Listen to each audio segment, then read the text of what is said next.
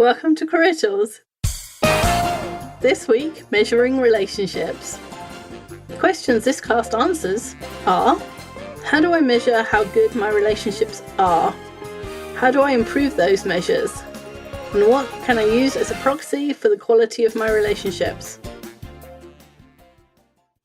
If your knowledge of DISC, high D's, I's, S's, and C's, the perfectionists, the Attila the Huns, the marketers, the team players, if that has helped you become more effective at work, you'll want to seriously consider coming to our Effective Communications Conference. We set the basics of DISC in an hour or so, and then we spend the rest of the day teaching you how finally to communicate effectively, which is to pay attention to what your listener does and communicate in a way that makes sense to them.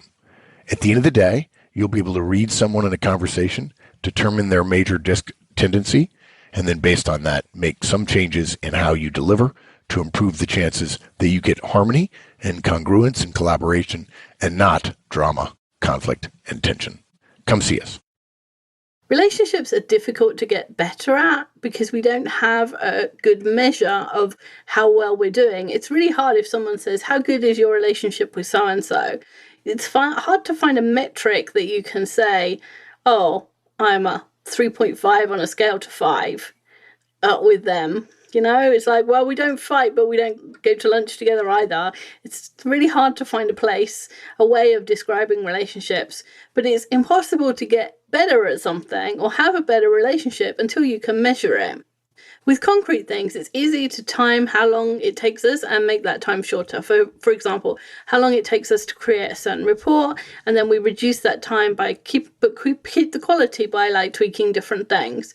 It's much harder to imagine how we might measure how well we're doing in relationships and therefore improve them. So, Kate, what are we going to cover? We're going to cover quantity first, quality later, and then proxies. What are we going to use as a proxy to measure? So we start with quantity. And anytime we're trying to improve a skill, we start with quantity. You have to have a measure first. If we use a skill rarely, it's not likely that we'll get better at it very quickly. For example, when you first started driving, you really get good after you've taken the test, after you get to drive a bunch. After you take the test, after you've gotten your license, then you drive all around. All of a sudden, your mom sends you to the store for this, or you have to go take care of that, right? You're doing the errands and you drive to the school and you take your siblings and your friends all over. It's the quantity of driving during that time frame that helps you get good at it very quickly, right? It's how much you drive that means that you're going to improve quickly. In fact, when I first started working at Major Tools, one of the things that I had to get good at was booking travel. And so Danny had me book her travel and my travel because that doubled the amount. That means you'll get better twice as fast, right? And it's the same with relationships. If you don't really interact with people very often, or a certain person very often, it's really hard to get good at the subtleties of relationships quickly. And you have to really be around people. You have to see a lot of interactions to pick up the signals and the social cues, things like, I really don't want to be talking to you, or I really do want to be talking to you. Those things can be hard if you don't have a lot of experience, right? Yeah. Well, I'm trying to interrupt you, but I'm being really polite and not doing so. So the first measure of relationships is how often do you have a conversation with this person? And remember, relationships are not built over email. So if you email someone with some data 3 times a day, even though you've had 15 interactions by the end of the week, you have not built a relationship. So email doesn't count in this scenario. If you want to build a relationship with someone, you have to increase the number of times you interact with them. If it seems weird to communicate with them unnecessarily, that's us D's and C's in DISC terminology, then think about giving them a heads up when something's coming down the pipeline, or did everything work after you've sent them an update? And potentially I was just in the neighborhood and thought I'd say hi when you go past their cube. No news is not good news in this case. We want more communication because more communication is better. However weird it seems to us kind of internally, because some of us don't want to communicate that often. Yeah, some of us would prefer less. That's one of the funny things about people, right? Everybody you meet wants a different amount of communication. Yeah. And so whatever you decide to do, the first step is to count the interactions you have, right? In fact, oftentimes just increasing the amount of interactions you have, the amount of times you talk to someone, will improve the relationship. It's just one of the ways that humans gauge how well they know someone is how often do they interact with that person. And what's enough, right? The good metric is different, and it depends on the relationship and who it's with. I mean, if you think about your closest friend, you probably talk to them very consistently, right? And so maybe there's more interaction with some people and less with others, and that's okay. But if you're struggling with a relationship, you really probably need to increase the number of interactions you have. That's going to take often a little bit of it has to be deliberate, right? I almost said deliberation, but it has to be deliberate sometimes. You have to create those encounters. You have to think about it. And because we're not used to it, it can be something that we forget to do or we just don't focus on. But let's see, like try to increase the amount of interactions you have by 10% and see if that helps. And if it doesn't, try another 10% and just see. What we're trying to find is the level that's comfortable for them, not the level that's comfortable for you. There is a point of diminishing returns here. If the person wants 20 interactions a week and you're currently on 10, then you increase it by 10%, that's 11%. And then you increase by 10 until you get to kind of 20. At that point, that's as good as that relationship's going to get, because if you go over 20, that person is going to feel a little bit too like you're too much in their face. So you need to gauge how much what you're doing is helping against how much you think that the person can stand. And again, that comes down to personalities, but it's definitely not how much you can stand, because you're not the measure here. The person is. If you want to improve the relationship with somebody else, you have to consider somebody else, that person's wishes, in order to improve that relationship. I used to work with someone who wanted much more interaction than I did. And luckily for me, they came to my office and sat in my guest chair. They would be there for a while. So they created those interactions. And so, they were there to create the quantity measure. And I could tell based on their behavior how much interaction they wanted. And for me, that was nice because sometimes it's hard to be deliberate about these things, especially if you're a high D or a high C and you're really focused on getting things done, you may not see this as an important part of getting things done, when in fact it is. So I was lucky that that person created the quantity, but then sometimes it's our job to focus on quality. The second portion of this is once you have the quantity figured out, or once you've found a comfortable quantity for this particular relationship, now you have to focus on quality. And that was something that I had to do with this coworker of mine. I had to focus on whether or not they were quality interactions. And that can be hard. A good way to say it is, it's how many times, how often you talk to someone, the other person, right, about topics that are of interest to them. So it has to be about things that everyone's favorite subject is themselves, right? That is true. So it doesn't necessarily have to be like the football scores from the weekend, although it could be. There's no harm in beginning one of your interactions. Hey, I saw your team won over the weekend. You don't really even have to understand the game to read a paragraph about it in the news and know whether it was an expected win or whether it was some kind of an upset or some important player got hurt. All you got to do is read the headlines. Type in their sports team and read the first Google hit. You'll know something. And it's fine for you not to know anything about the sport, but to be interacting with that person about something that's of interest to them, right? You have taken an interest in something that's an interest to them, even if you don't know any more than what you just read in that headline. And you don't have to worry, because if it's something that they're interested in, they will talk to you about it. They'll fill you in. I have a friend who's very interested in basketball. And, right now it's a big deal, right? It's the whole March Madness thing. And all I had to say was, wow, that Wisconsin game was kind of crazy. And suddenly they are talking. And it's about something that they're interested in. I don't know anything about basketball. I thought there were 4 parts to the game, like in football. But there's only 2. And I didn't know that. Really? But I learned. Yeah, I didn't know that. I don't watch a lot of basketball. But they told me, if they care about it, if you find something to talk to them about that's of quality to them, they'll talk to you about that stuff. And maybe it's work things. Not all of us want to talk about basketball. So maybe you want to talk about work, like, hey, there's a really big shipment coming in, or maybe it's, hey, I'm sending this over to you and it's a little different than before. The customer's upset or something like that. Something that is of interest to them at work is fine too. That's quality to them as well. It's of interest to them if it's going to affect their workload or affect their work in other ways. So one of the things we do is we have a customer service queue here at Manage Tools. And if you're sending something that's urgent to somebody, then you just text them at the same time and say, hey, I've just sent something to you, because we don't all spend our time all the time looking at the customer service queue. And that person might not get back to it for 4 or 6 hours. And if there's something urgent there that they need to attend to, we just let them know. And that would count as a quality interaction, because it's about their workload and it's about, hey, you need to shuffle the stuff that you're doing right now so that you can look at this thing that's urgent and then decide on the urgency for yourself, because sometimes the person who's passing the queue doesn't actually know exactly how important something is. Again, it's, more communication is better, and especially if it's of quality to the other person. And it may seem kind of trivial, and for some of us, this is something that we don't usually think about, is communication and improving relationships.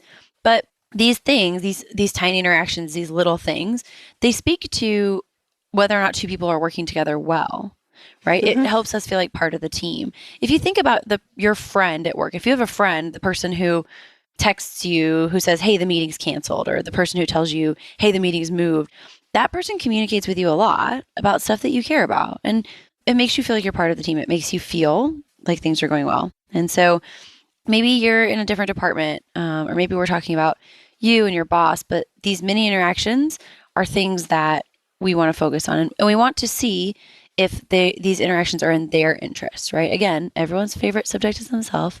So we want to talk to them about things that matter to them.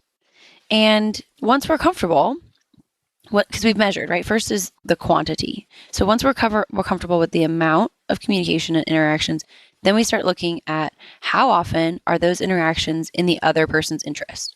How often do those interactions cover topics and things that are important to the other person? It's never going to be 100% about them, but the higher that percentage, the more likely it is that you can say that you have a good relationship with that person. And gives you something to measure. Exactly. And it's hard to measure people, right? It is really hard to measure people. Yeah. So one thing you can do is use a proxy, and a proxy means something that stands in for something else. So the first two measures, how much you're talking and how much what you're talking about, and how much effort you're making to talk about things of to that person's interest, shows how much effort you're making to improve this relationship. And since we know that these two things directly affect how good the relationship is, they're good things to measure. But perhaps you need to report the strength of your relationship to your boss or someone else outside the relationship. Because good and bad, or even I had 15 interactions and 25% of them were about them, probably won't go over to anybody who hasn't listened to this cast. I think your boss would be like, okay, that's weird.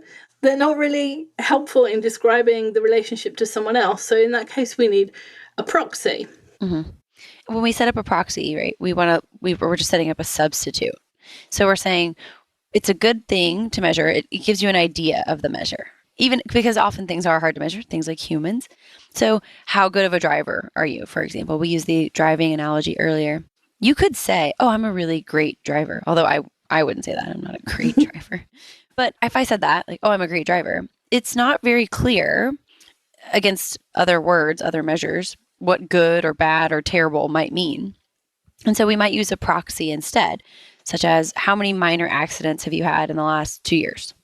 And someone who's had 0 accidents, that's a good driver.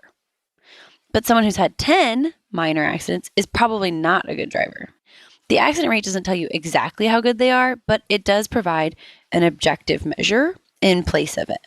People say things like good or bad. We were talking to somebody the other day and they said, there's a very high chance. And I said, when you say very high, I don't really know what you mean by that. And they said, oh, it's 40%. I said, oh, that's not actually That's not very high. That's not very high. So it's more clear when things are measured by numbers often. So we want to find a proxy, and they're often numerical. So for relationships, we could say a good proxy is how often do you get what you want, or how often do you get things done, right? Mm-hmm. So let's say you're in QA and one of your roles is to get the developers to fix their bugs. At the beginning of you measuring your relationship, it takes 3 days on average for them to fix the bugs that you point out to them, and they're usually pretty grumpy about it. When you start working on the relationship, communicating more regularly, and giving them more of a heads up about what's coming, perhaps involving them more in the testing. It takes an average of 1.5 days to get your bugs fixed. The proxy tells you that something is working, and if nothing else changed, it was the relationship and the communication that you were working on, then it's probably that. If there's no other changes that happen, and normally there isn't in a relationship or in a way of working with someone, if you've been working with them for a while, if you start communicating with them more and the time it takes them to do what you want them to do comes down, then you're having success. We could also use a proxy on the other side, right? How often do they get what they want? Let's say you're the budget holder for something that other people want regularly, maybe reimbursement for lunches with clients. So at the beginning, maybe you can only approve 50% of the requests because they didn't provide you a receipt or the paperwork's not properly filled in or executed. When you've started working on the relationship, right, maybe you communicate more with them about providing the receipts or you give them a heads up about things, maybe the percentage goes up. And so you go from 50% approved to 95% approved. And wow, right? Congratulations. The proxy says that you've done well at improving your relationship. And that's great. The last one that we have here is you can use how often an issue needs to be escalated. So if you're in the kind of role where if something can't be resolved, it has to go to a next level, then you can start counting on how often that happens. And if the number of times goes down, you know that the relationship is improving. Yeah, that would be so exciting, right? Having less escalations. And that would be so good. It'd be so great to be able to say, oh, I did it by improving my relationship. Like spending more time communicating with this person and focusing on things that they care about. That would blow your manager's mind. Every manager I've ever worked with, apart from Mark, that would blow their mind. I think it does. Sometimes I share with people at the conference the way that I once had to improve a relationship with the coworker who kept coming to my office. I had to count positive interactions with that person. And I often share that with people at the conference when I'm presenting. And I think they're very surprised at the kind of deliberate attempt to improve communication and improve relationships because it is really hard. It's something that, again, humans are difficult, right? I talk to people all the time and they don't complain about the day-to-day portions of their job as much as what I hear is it's really hard to work with other people. This is something it's so powerful, it's so simple, and it really will. It is surprising if you see people doing it. It's powerful and it's respectful of other people, right? It's so important. And it's amazing how much improves your working life if you're getting on better with the people around you. It's not entirely selfless of you to do this. It can also be selfish in the fact that it would make your working life better. And for some of us, that's the important part. Everything can be measured, even nebulous things like relationships. And because they can be measured, we can improve them systematically. So start with quantity, then go to quality. And if you're trying to report outside of the relationship, think about some proxies for the things that show the relationship. Thanks, Kate. Thanks, Wendy. Bye, everyone. I hope that was useful. We'll be back next week with more guidance. If you enjoyed this podcast and you want the how-tos of management wherever you are, check out the free Manager Tools mobile app. It's available on both iOS and Android devices. Go to the Apple Store or the Google Play Store and download the Manager Tools app. Just search for Manager Tools in the respective store, or go to the Manager Tools website, www.manager-tools.com, and you'll find the links on the bottom of the homepage. Once you've installed the Manager Tools app, you'll have access to all the Manager Tools and Career Tools shows anytime, anywhere you want. With easy searching of podcasts by category, using the map of the universe, or using built-in search functions, it couldn't be easier. Additionally, if you're Manager Tools personal licensee, you'll have easy access to all the show notes right from the app whenever you want. Go to the App Store and download the Manager Tools mobile app. You'll be happy you did.